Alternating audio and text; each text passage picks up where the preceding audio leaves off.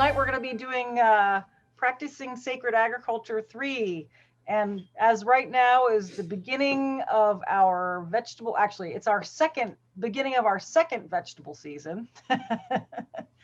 I thought you all might like a little insights into some gardening and some vegetable gardening very specifically, and maybe some of the little spirits that we see in our attract into our gardens. They're there anyway. So anyway, it's both practical and metaphysical. So I'm talking to really talk about practical aspects of how to do your vegetable gardening successfully.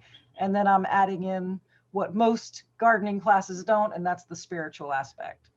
So the first big thing you need to do is figure out where you're going to put your garden in your yard, or if you're doing potted plants, where you're going to put your potted plants. Try to find a spot that's full sun or pretty close to full sun. And you want to really assess like the spot you choose. Like, is it bright light? Is it morning light? Is it afternoon light? That makes a difference. The afternoon is a little bit more harsh than the morning light is. So sometimes some plants can't handle the full blast of the afternoon sun, but they can handle the morning sun. If you're not amending your soil, then you need to assess like the soil in the ground. Is it just sandy like mine is? Is it a little better? Did somebody already do the job for you? And also the water conditions. And what I mean by that is your ground wet a lot or moist, or is it very dry and dries out quickly? So you need to know kind of that kind of stuff. And also, particularly with water, if you're going to have to water your vegetable garden. So don't put your vegetable garden like on the other side of the house from your hose, because then you'll forget to water it, or it'll just be a pain in the butt. So it'll be something that'll be a big task for you. Like I say here, ensuring an easy access to water is important. So, and don't forget to think about the areas in that garden that you will be making offerings or maybe leaving wild for your local fae, nature spirits, the gods, whichever you choose to engage with, or all of them, like me. And then once you have figured out what space you're going to be using, that'll tell you what kind of things you can grow. But you might want to make a little list of like what do you eat all the time? Do you eat a lot of tomatoes, lettuce, squashes, eggplants? So kind of decide what sorts of things that you actually want to grow. I'm a planner. Ask my roommate. I annoy her with my planning, but gardening is really plan worthy. I mean, this is like to have a successful vegetable garden. I mean, you can absolutely throw seeds in the bushes and stuff like that, but if you actually want to like have a harvest, it's best to sort of do a little bit more planning than that. So once you've decided kind of what you want, you might want to do a little research, if you don't already know, about what that vegetable or herb or whatever it is likes. So like things like lettuces, basil, arugula, things like that, they really prefer a little shade. But if you have a tomato, you need full sun. So make sure that what vegetables or herbs that you choose can actually grow in the space that you've chosen to put them in. Because the biggest fails are usually not realizing that your plants need either more sun or less sun. So that's, once again, back down to that sort of planning stage. Now you can go to any garden center and buy starters, so buy seedlings. But if you choose to actually plant the seeds yourself, that's a little additional step, and you'll have to understand the little bit more time till ultimate, reaping of your rewards of vegetables and herbs and things like that. Also think about what plants the spirits of your home and garden might like, have a space dedicated to them, maybe put some flowers there. maybe make them fragrant, or make it something like that. If you have a particular god or goddess that you're working with, see what they like. Maybe you can incorporate something into your garden to appease them or to make them happy also. And of course, the Fae like whatever, as long as you're giving them some attention and maybe making some offerings of your first tomatoes or so. They always like that. All right. So some of these pictures are a little old, but I've given this talk to garden clubs a bunch. And so this is like my version, my spiritual version of the garden club veggie thing. So here we go. As you can see, I was measuring up how much space I have. I can't tell you how many times I've had more vegetables than I had space for because I didn't plan it very good. Or I've had to expand my garden to accommodate all the extra things. Especially if you do seeds, a lot of times you end up getting more plants than you realize that you were going to get.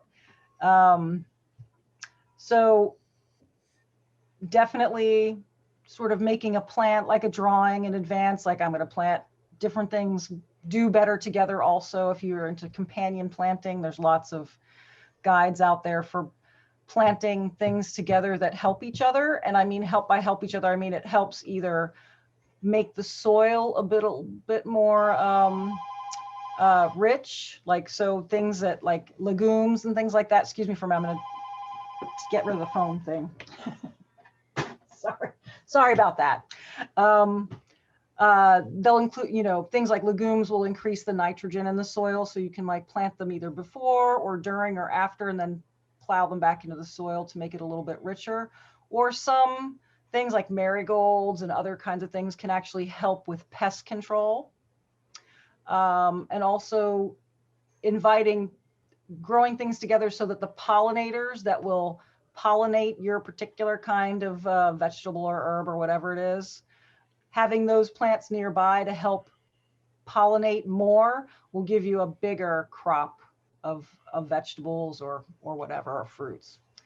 Don't forget that when you're planning your garden to plan a spot for nature spirits, for gods, for fae, whatever it is that you are working with out in your garden or in your home. You can bet that they're outside, you know, enjoying your garden. And to me, gardening is very much a spiritual process. Like, it's very meditative. You have to be very conscious of what you're doing, think about what things need. So it's very much a meditative process. So it's very easy to include all of the spirits that happen to be outside in your work as a garden. I have like an area that I keep kind of wild. I'm sure you all have heard, like back in the day, most farmers would leave a section of their field wild. Now, for them, it was to honor the gods, to appease the gods. It was an offering to the gods, but it also provides a space for, as I said before, like pollinators to come, good bugs to take care of the bad bugs and that sort of thing. So it will increase your yield if you add this space. It can also be very pretty because you can include wildflowers and things like that. And you can have like a rock, maybe to have offerings on. Use your imagination is what I'm saying. There's so many things that you can actually do. And don't feel scared to experiment. Plants are very resilient. The earth is very resilient. Don't use bad chemicals and things like that. But, you know, if you feel like, hey, I'm just going to throw these seeds over in this area, it's sunny and they like sun, so let's see how that works out. That works out a lot. So do plan, but also be flexible with your plan. Your plan should be basically a guide to how you should go. But just like any art form, it's a guide, right? So don't get so wrapped up in it that you lose the joy and forget that it's really about our connecting ourselves with the earth and also with the things that we're actually consuming. So if you have a nice healthy garden with healthy soil and all those other kinds of things, the things that you pull out of it are going to be healthy for you also as well. Tools and materials. I mean, there's a bazillion things that you can use. This these pictures are just sort of general things. If you're going to grow seeds, you might need little pots, you know, and some potting soil. I try to use, if I do use pots, I do the same thing as I do in the ground. I'll get potting soil, I'll get composted cow manure. You can get worm castings and make a nice mix of those things. Usually I put about 2/3 of soil to about 1/3 of composted cow manure, and maybe a cup full of worm castings or some other kind of like fertilizer type thing that's very natural. And that's a nice start for anything from seeds to already started seedlings that you might buy in a store. But then when you're actually working your ground, your hands are probably your best tool, really. So make sure you have some nice good gloves. You definitely want to have pruning shears so that you can trim your plants and or take your vegetables cleanly off the plants that you're going to be doing. If you're going to do a bed in the ground, you want to use the existing soil because you can't get away from it. It's right there, right? But you can add, you know, topsoil, compost, same kind of mixture, 2/3 soil to 1/3 compost. I don't know, let me go back one more. So you see how I have those, that wood that's around that bed there? They're landscape timbers. You can buy them in Bushel Stop, you can buy them in Home Depot, you can get them anywhere. They're only about 2 or 3 inches tall. So if you're gonna put soil in there and compost, you don't need that much, but you do want to, once you put it in the bed, you want to turn it over so that it mixes in with the existing soil nicely.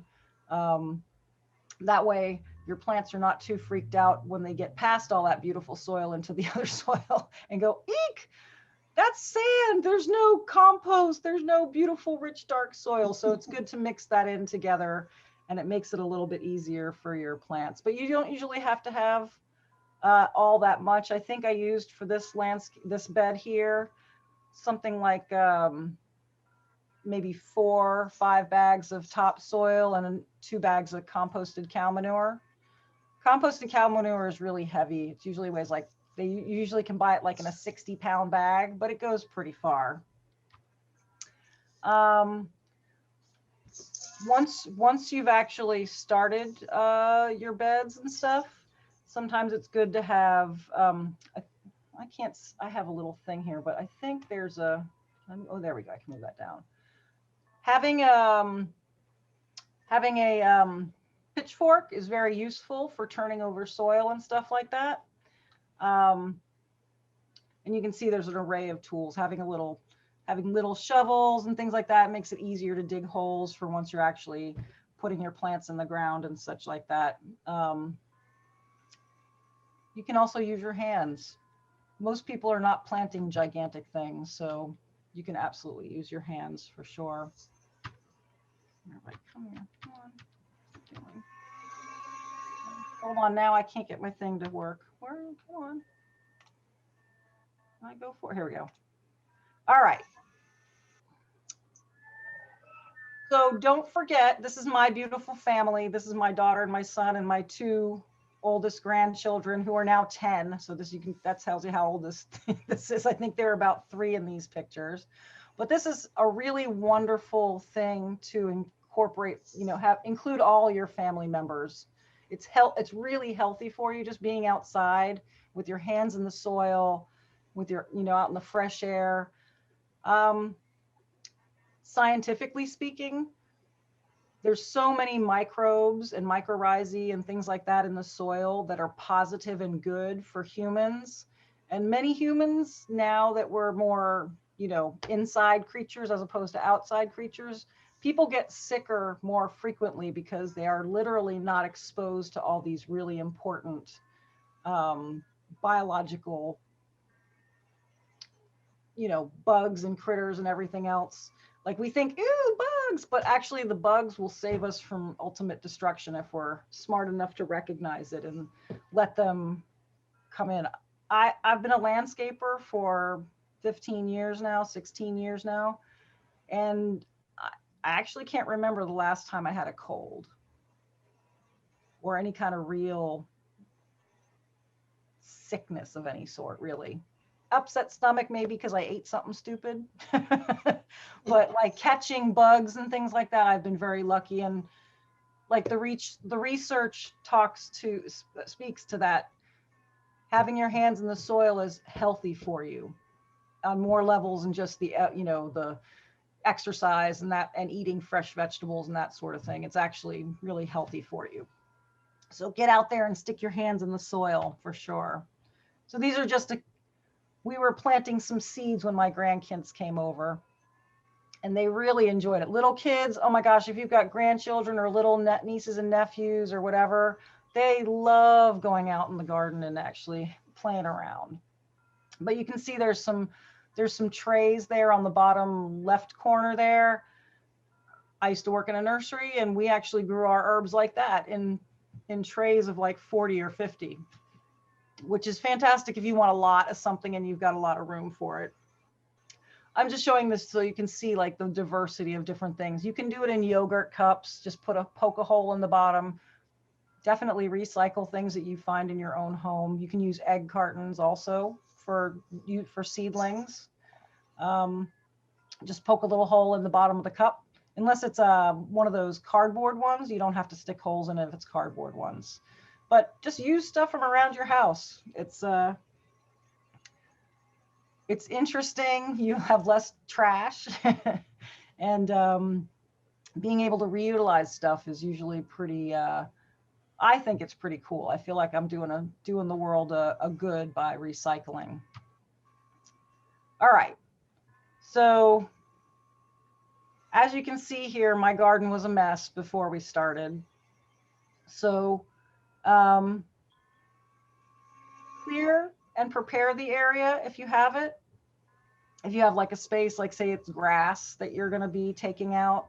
So make sure you get all that grass out. Make sure you get as many of those weeds and things like that out. But you can take all that stuff and stick it in your compost. So you don't have to stick it in the yard trash bin. Grass is one of the best things to put in your compost heap. You can have your own little worm garden. If you just start doing a compost heap, they will come. You can add some if you like, but if you actually just create one, and I have literally a pile. I have nothing fancy. No, I know that some people make all these fancy schmancy compost bins and all that kind of stuff, which is fine. I'm a lazy gardener, so mine is a pile. But all of the things that you take out of your garden can absolutely be put in your compost, and eventually that becomes beautiful, rich soil that you can put right back in your garden that has tons of nutrition for your vegetables and your herbs. Don't forget also to use your scraps for when you're cooking. So if you're making whatever you're making, as long as it's not a meat, with the exception of eggshells, you can absolutely put eggshells in your compost. Just crush them up really finely before you do into pieces. You don't have to make it powder, but just crush it up. Otherwise it'll take ages for it to actually break down. While you're doing all this clearing up though, another reminder, make sure you leave a little wild spot for the nature spirits and the pollinators to enjoy. The pollinators will bring, that you bring into your garden are a huge benefit, and you'll get a lot more vegetables and stuff. Excuse me for a minute.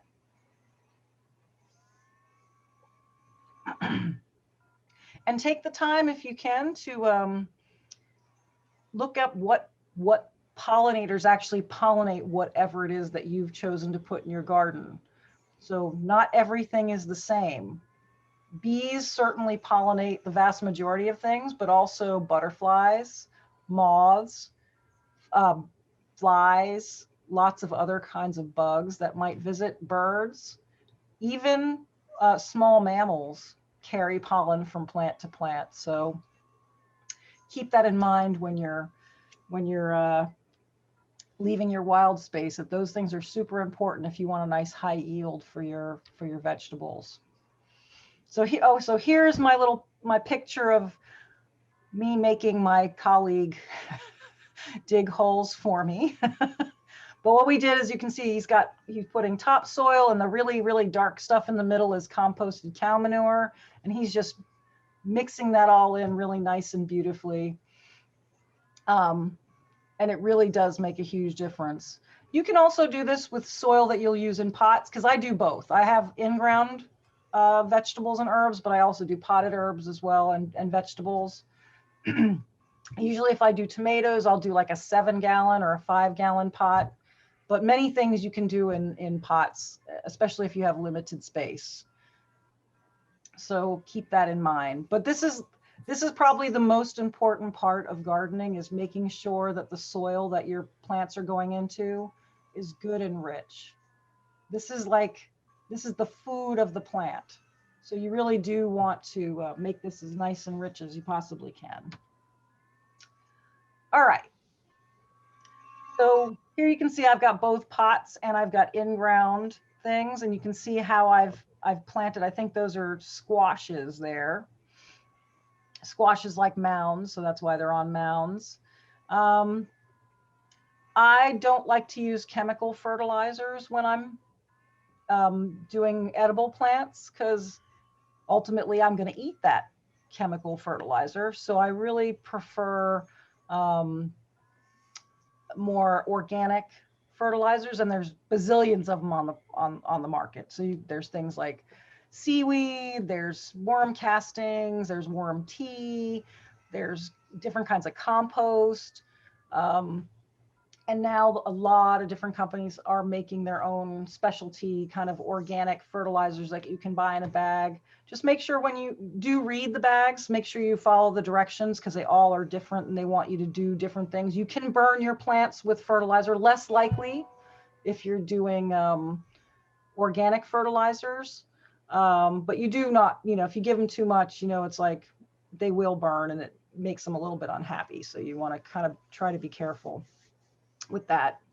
And usually I will fertilize once a month or so, especially with organic fertilizers. If you do end up using a chemical like extended release fertilizer, once again, read the packet for sure and make sure you know what's the best way and what's the best amount to fertilize with that particular fertilizer. All right, so once you've planted all your plants, whether it's in pots or in the ground, you definitely want to water them in really well at the beginning, and then keep on top of that watering. Mostly, depending on how hot and how dry your plants get, you don't necessarily have to water them every single day. But you definitely want to keep your eye on them, and if they show any signs of wilting, of course you want to water them. As the days get longer and hotter, usually you have to water more frequently. Really in Florida, by the end of May or so, you're probably going to be pretty much done with any kind of vegetable gardening you might do, except for the few summer crops like sweet potatoes and like watermelons and cantaloupe and things like that. So you'll find that though you can have herbs year round, except for of course, because we live in subtropical South Florida, things that would be perennial up north, things like sage, they cannot take our summer heat. So don't be surprised if some of those kinds of things maybe don't last as long. But things like rosemary, that's perennial here. You can keep that for years. Lemongrass. There's some tropical herbs that you can get things like Puerto Rican oregano or Cuban oregano. And these are things that are perennial here and that live for many years. And they're substitutes. I said Puerto Rican oregano. So really, I use that more like a thyme substitute because it's got little teeny leaves and it kind of smells like thyme. So there are some tropical versions, if you will, of more northern plants, because I can't get time to grow through the summer here either. It just says, oh, hell no. It is too freaking hot. I am not, I'm done. It's like, give me the snow. Sorry? I was just saying, it's just saying, give me the snow. I can't stand the heat. Or at least not 100 and whatever degree weather where the evenings don't count enough. Because like tomatoes will grow through the summer, but you'll never get any fruit because it's too hot here in the summertime for them to set fruit. So you might get flowers, you know, you have a nice healthy plant, but not a fruit on it because it's too hot at night. They need that cooler evening. So like at least up north in the evenings, a lot of times there's a little bit of a break from the brutal heat of the day. Not so much here, obviously. A lot of times it was 100 during the day and then it's 90 at night, and it's like the tomatoes are like, no, that does not work for us. We are not going to do that. But you can grow, there are tropical things that you can grow here. You can grow papayas, you can grow sweet potatoes. There's lots of different things that you can grow here. I'm doing it so bad to the point where I'm currently hovering over the delete button.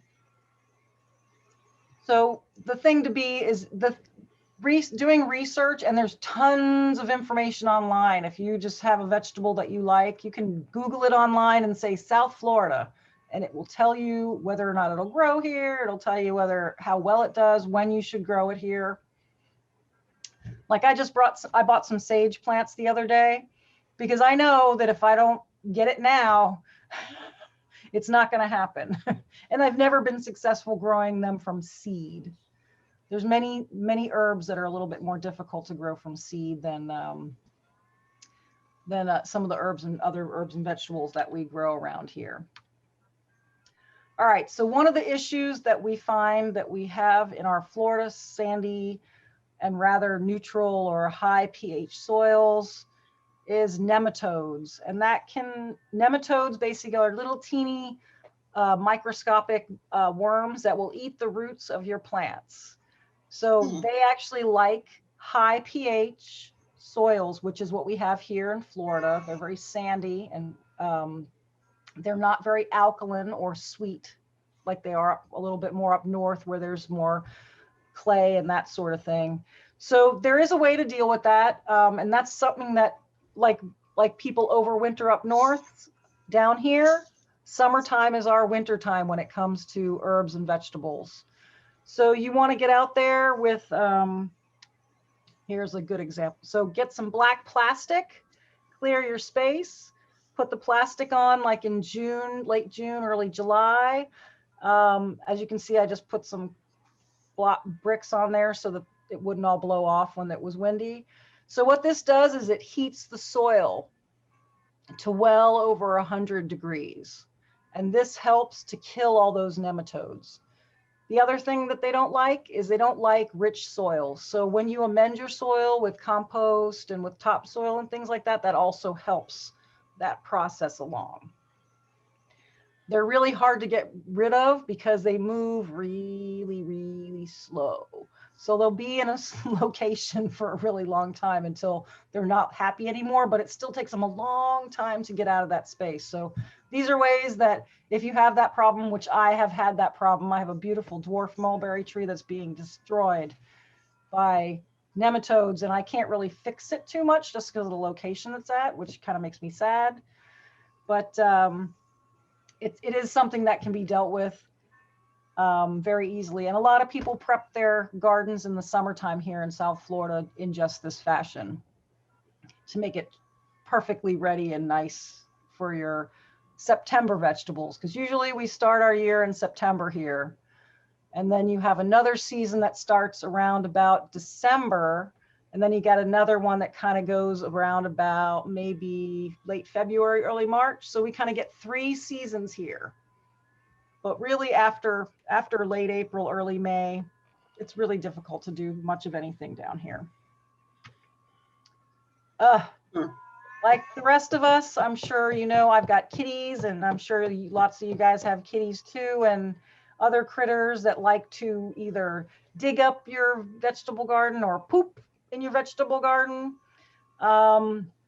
There's some bird netting. You can see I don't think I laid, you know what, you can't see it very well, but there's actually bird netting from my fence down to that one first landscape timber right there. It's like a very fine black netting. And it's usually people put it on fruit trees and stuff like that to keep the birds from eating the fruit in the trees. You can use this in your vegetable garden too. You can use, like I'm using my fence as a prop, but you can use bamboo or poles or whatever, or maybe get some PVC pipes and make them into little curves, and then you can create almost like a little greenhouse effect with that. But this will definitely help keep out the bad critters, the kitty cats, the raccoons. Oh my gosh, I have so many raccoons right now. They're digging up all my vegetables right now. It's really annoying.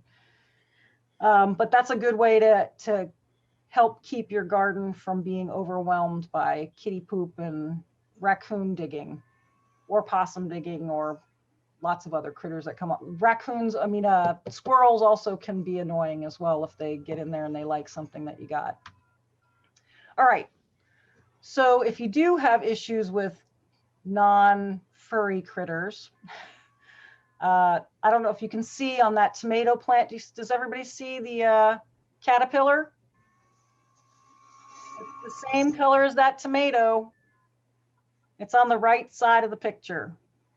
It's got little stripes, a couple of little spots. Do you see it?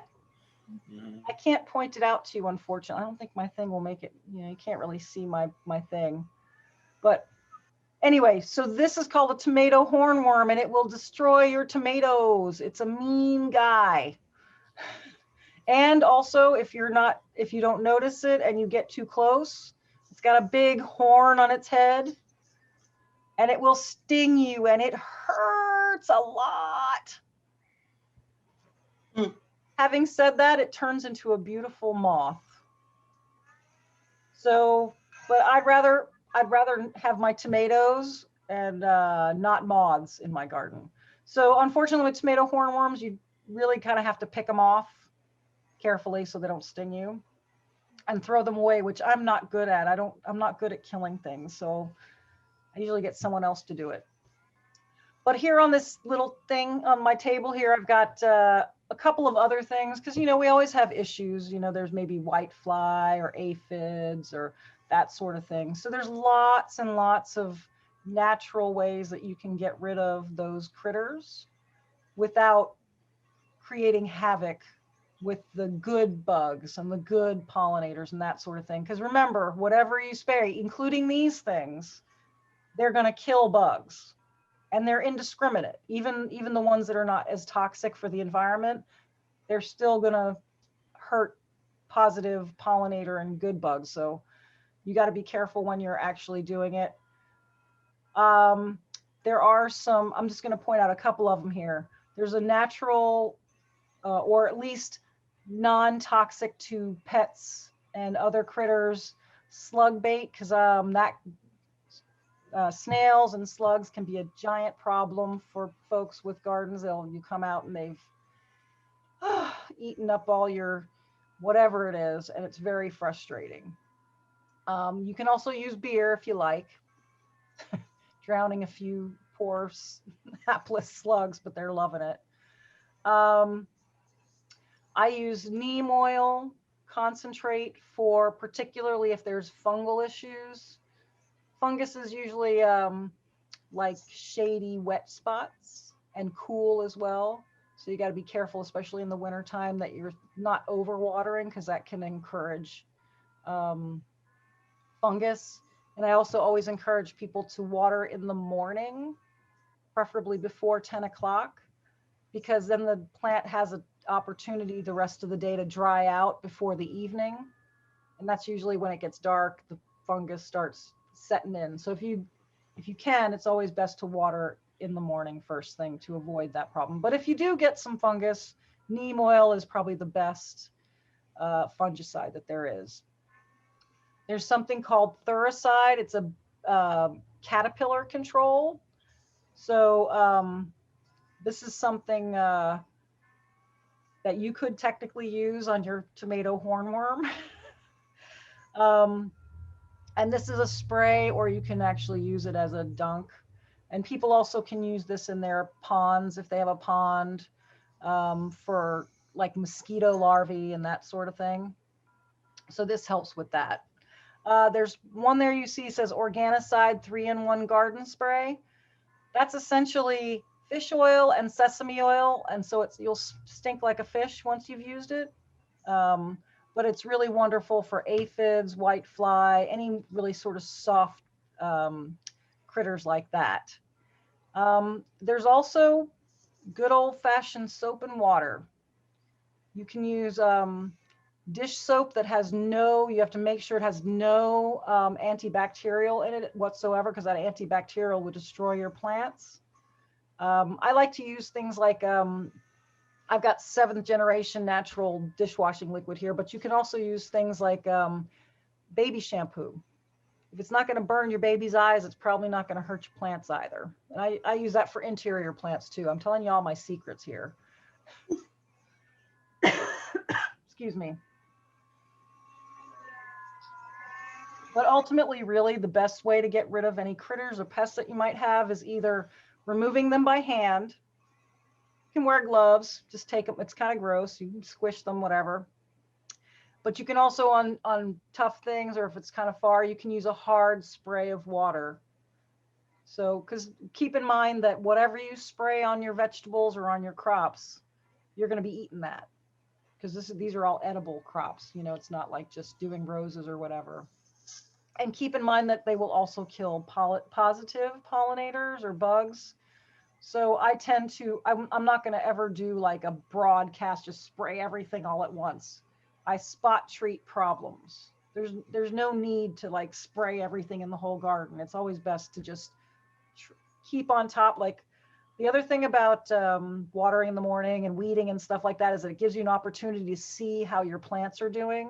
So you can see if there's bug problems, you can see what's going on. And that gives you an opportunity to get those things quicker before they become a major problem and take over your whole garden.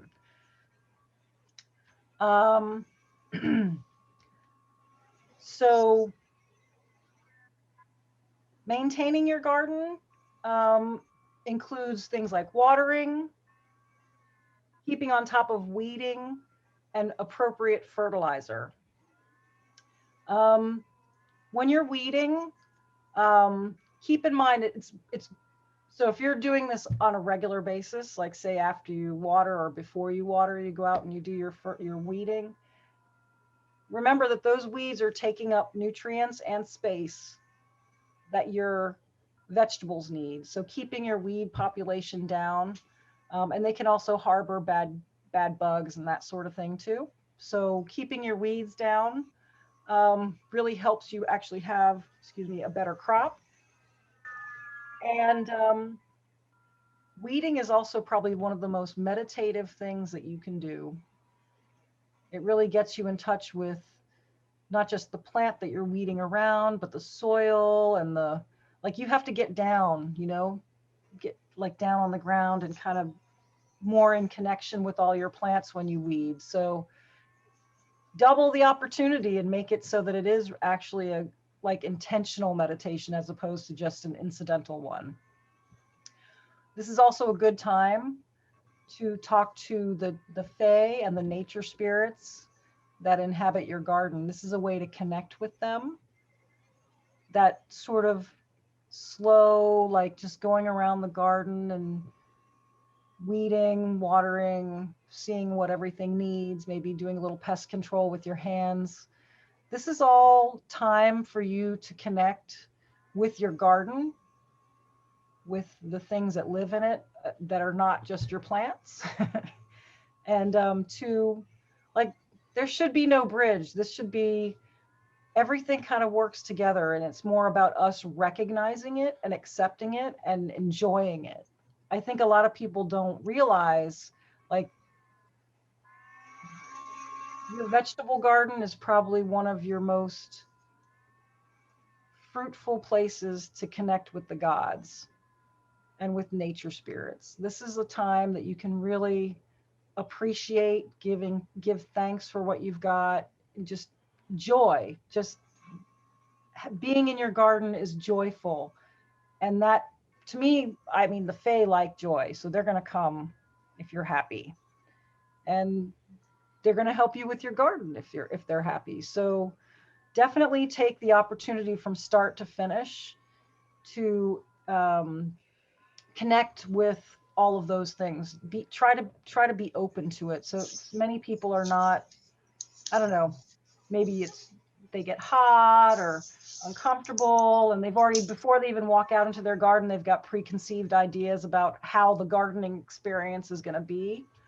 I think being a little bit more open-minded helps you also, as with any time we're trying to connect with deity or with spirits, is just to be relaxed and open, instead of like, oh, I gotta go weed, or oh, I've gotta go water, or oh, I've gotta, it's like, oh yeah, I gotta go weed. Yeah, I need to get out there and water. Take your coffee out there in the morning with you. That's what I usually do in the morning, is I take my coffee outside, I go outside and I weed. And the other thing about doing it every day is there's not as much to do, because you're catching the weeds before they get so big that they have flowers and then seeds, right? So if you're doing that, then you're going to have less and less weeds the more you weed.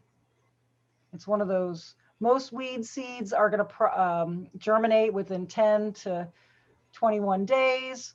So even if you just do it at least once a week, you're going to really get more on top of that, the task of weeding. And it becomes much nicer. I also recommend taking your glass of wine out in the evening for a good weeding session. It usually does relax you after a hard day at the office, or for me, driving around Fort Lauderdale or Broward County, taking care of other people's gardens. So this is, like, to me, once, like, it's more meditative, the maintenance part, and it's more connecting this maintenance part than probably any other part of the process of gardening. Because this is when you're really, if you're weeding, that means you're really paying attention, right? Because you want to get all the little ones. You can see there's little weeds, little grass weeds, all in this pot here. And it's going to take me some time to take all those little weeds out, because clearly I've let it get a little out of control there, right?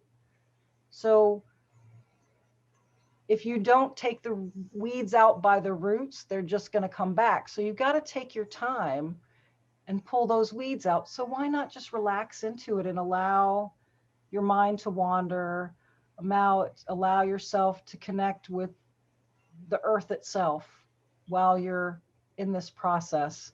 The other really wonderful thing about this is, of course, you're going to get to know your plants better. So if they're suffering or if they're having any problems, you're going to be more aware of them quicker, and you'll be able to fix them before they become problems that, like with that stupid tomato hornworm, where if I miss it, because it's easy to miss, it's a little green thing that looks just like the tomato.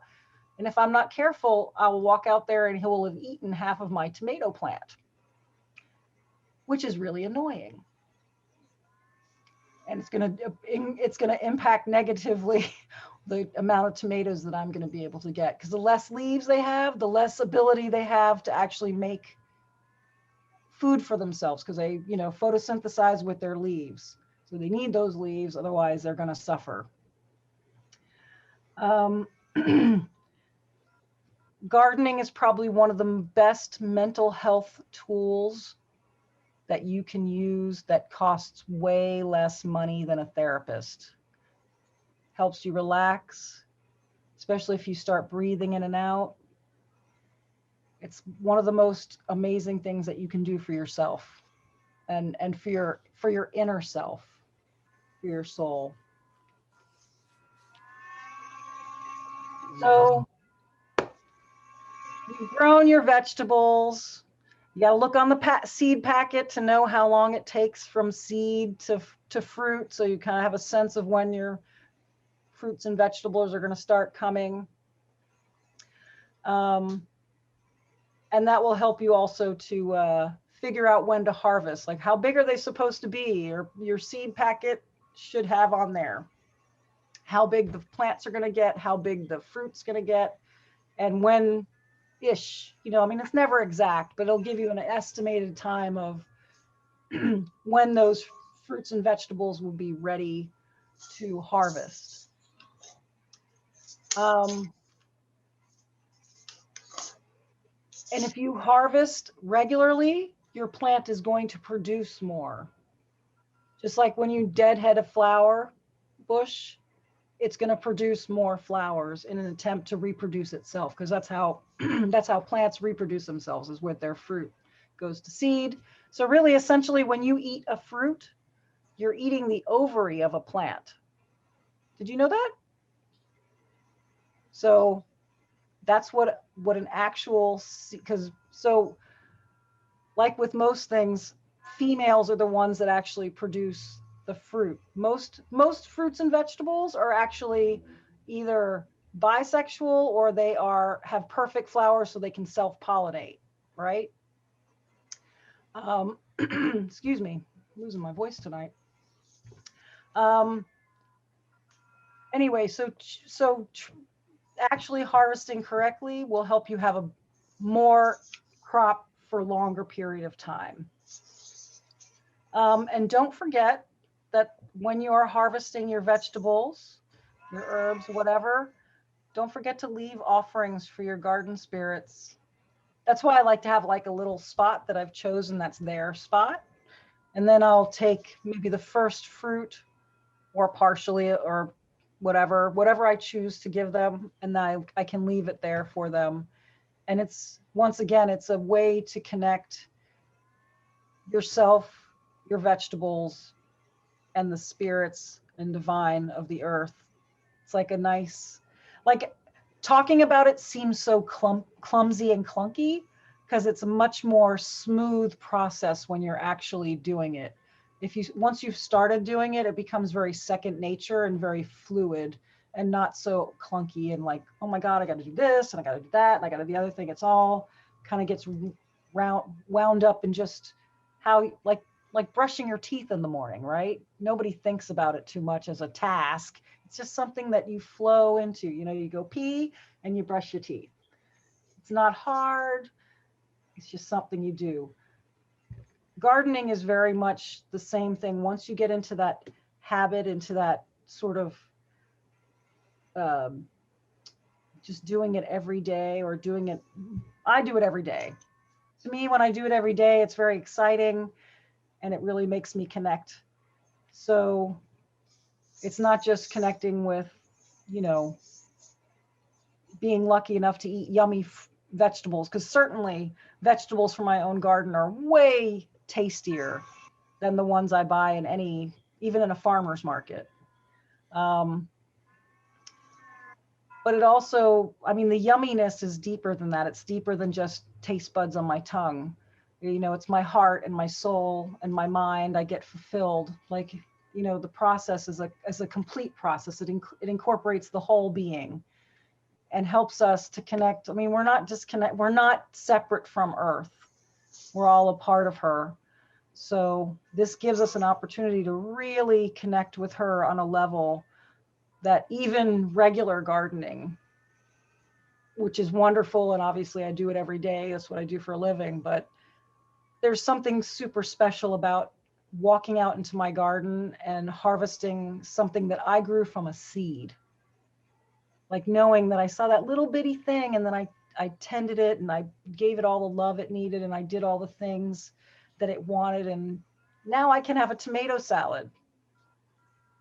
And it's a cool one. I have a funky heirloom tomato, you know, or I have whatever I have. You know, right now I'm growing tomatoes, eggplants, hot peppers, sweet peppers, kale, arugula, a salad mix.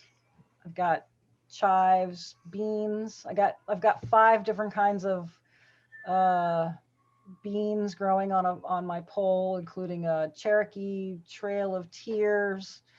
And they all have beautiful, I mean, it's just, when you walk outside and you just pick for your dinner, enough beans to make for your family. I mean, it's just so special, and it tastes ridiculously good. I mean, that's probably, I don't know. It's not the best part. There's too many good parts about this, but that's certainly one of the nicer ones. And when you can just take something off your vine and eat it straight, you don't have to even wash it half the time because you know where it was, right? You know where it came from, and you know you didn't put any crappy, nasty chemicals on it, and you know all the love that you put into it. So it's just one of those things that you, without experiencing it, it's very difficult to try to force folks to understand, because a lot of people see gardening as hard, hot, back-breaking labor instead of the connection it is to our origins, to the earth, and to our spiritual life as well as our physical life. So I highly recommend that you, even if you just get one little plant for your balcony, it makes a huge difference in how we interact with Mother Earth, I think. What else have I got here? Oh, so here I've got a bunch. There's tons and tons of resources. The University of Florida is probably the best resource. You can see Edis Ifis at University of Florida, and if you just punch in their vegetable gardening, you'll come up with 20 or 30 different articles about different aspects of gardening, everything from how to do it, what to grow, because there's specific things that you can grow better down here in South Florida than even in Central Florida or North Florida. And also they can give you when is a good time to start those things, because there's a few things you can grow in the summer here, but most of our growing season is from September through like April, maybe early May if we're lucky. There's some seed sources here if you like to actually grow your own from seed and you don't want to buy starters. Excuse me. I love Southern Exposure Seed Exchange. They specialize in southern seeds, so seeds that can handle hot temperatures. They have lots of heirloom varieties from around the world. They also do flowers and things like that. Baker Creek Seeds is wonderful, and Seeds of Change is also good, but my favorite is really Southern Exposure, I think. There used to be a place called Heirloom Seeds, but they closed up, which made me very, very sad. I used them for many years. There's lots of local garden centers. These are just a few that I personally deal with, but I like going to mom and pop nurseries and garden centers. If for no other reason, then we should be supporting our local, businesses as opposed to the big box stores like Home Depot and Lowe's. Though I, in fact, did buy my sage and my dill from Lowe's this year. So I'm not knocking them. I'm just saying, if you can, better to go to your local, garden centers, your local mom and pop garden centers. So if you get really excited and you really want to be involved in gardening and food gardening, the Broward County Cooperative Extension Program has a Master Gardener course, just like every other county in every other state in the United States. And Master Gardeners get trained by all of the scientists from the University of Florida here in Florida. There's usually a land grant university in each state that actually runs their Master Gardener programs. It's pretty extensive. They do all different kinds of things. They have a huge urban food production program, and they do a lot of urban gardening around town, both with community gardens, school gardens. They have at the University of Florida in Davie, they have a show garden there for food production and some other things. So if that's something that you're interested in, you wanted to pursue gardening more than just doing it in your own backyard, it's a wonderful program, and they teach you a lot, more than most of us can take in. There's also, I think I have on the top, I missed this, but there's some books that are specifically about food gardening in Florida. We are very different from all the other places where, especially down here in the South Florida. Maybe North Florida is a little bit more like Georgia, that kind of thing. But down here in Southeast Florida, we are subtropical to tropical. And so, like I was saying, summertime is not our time, where summertime everywhere else is the prime time for vegetable gardening. But here it's the worst time. It's like our winter, if you will. But they're all really great, and they have a lot of good information, even though they're a little bit on the older side. I think like 25 years old or so, but some of the basics don't change. And they're really good resources if you have questions about specific things. There are magical, no, all plants are magical, just like we are all magical. But many plants, as I'm sure you all know, are associated with particular spirits or deities or fae. And so when you're planting, think about what's important to you and what things you follow when you're planting your garden. And these resources probably won't help you too much with that, but I really do highly recommend, if you're just trying to do some research and figuring out what to plant that is associated with your god or goddess or spirit, that Cunningham's herb book is really wonderful. It's extensive, and it has a lot of stuff from the south down here. So it's definitely worth looking at. And also hopping online and just what plants does my goddess, whatever that is, like. And internet is an amazing and magical place for lots of information. So definitely take advantage of it, because this is like very personal. So I know that each person's plot of land and inclinations are different from others.